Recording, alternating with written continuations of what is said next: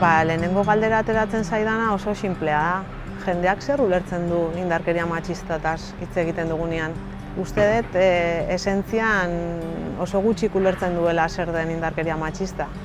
Indarkeria matxista bada emakumeekiko jazarpena, baina bada ere gizarteak finkatutako gizon eredu horretatik ateratzen den gizonak ere jasatzen duten indarkeria.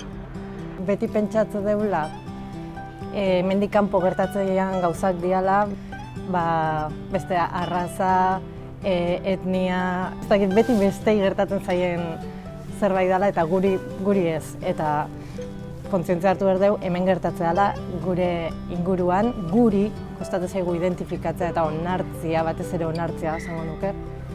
Gure kasuan egunerokotasunean saiatzen geana da programazio bat egiten, sistematizatzen, berdintasun talde bat daukagu ikastolan baita ere, eta ez egunetan bakarrik gelditzea, aldarrikapen egun hauetan beharrezkoak dianak, instituzionalak, igual gehiegi batzutan, baina erantzun kolektibo bat emateko ere balio dutenak. Eta gero egunerokotasunean ekartzen daunean azkenean, hoxe da ez, hizkuntza ez sexistan lanketa egitea txiki-txikitatik, beldurrak, emozioak, nola zer sortzen duen, identifikatu beldur horiek.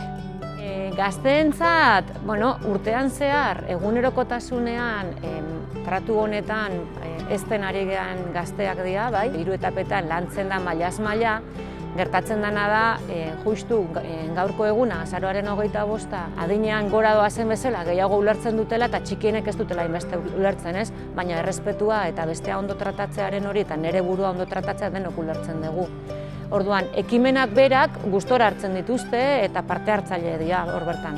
Orduan, hor ikusten da benetan ze garrantzia ematen diogun gaiari eta ze lanketa suposatzen duen horrek, ez?